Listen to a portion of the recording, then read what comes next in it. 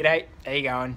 This is a video on how to change the headlight bulbs on your Ford Territory 2012 or any of the newer models of the Territory up from that year.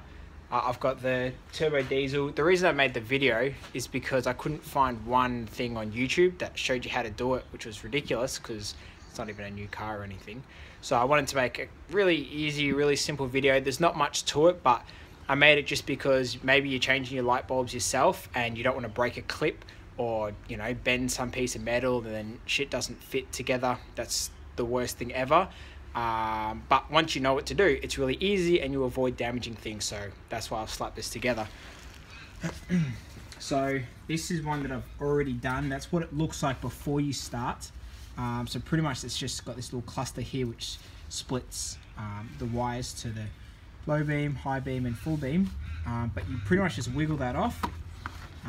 It'll come off a little clip there, and then you're going to have access, which is this one in here, which is just your headlight.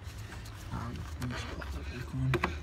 So anyways, on this side, this is what it looks like. Once it's all opened up, I've got my new headlight in there, and so careful not to, you know, dirty that or anything, but pretty much once you've pulled off the cluster, which you got here, then obviously you're going to pull off your little grommet thing to keep the water out.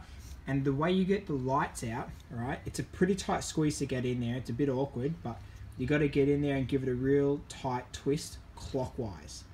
Both of the lights on both sides are spinning clockwise.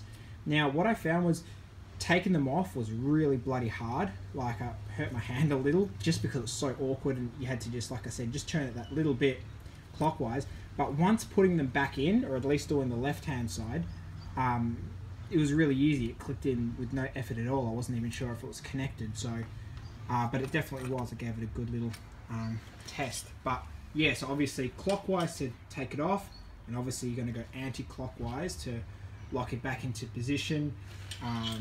Like I said, it is a bit awkward, but it is doable. And the other cool thing is that you don't need any tools at all. Before I knew, you know, wasn't really sure exactly, and I was playing around with things and took off a clip that ended up breaking, and thought it was hard, and I thought, this is ridiculous.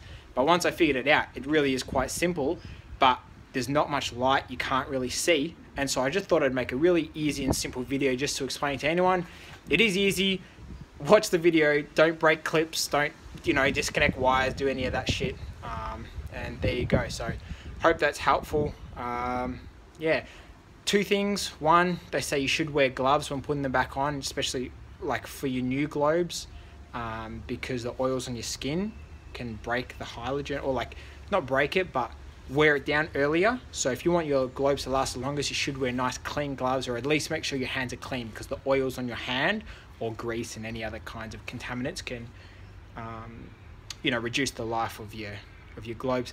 The other thing is, just if you wanted to know, they're a H7 globe. So I just got some new ones. I've got these ones just here, Osram, or however you say it, but I like that brand. They seem to do really well.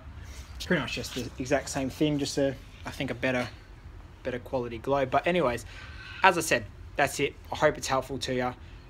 Pretty easy, but again, it saves you potentially doing damage. So cheers.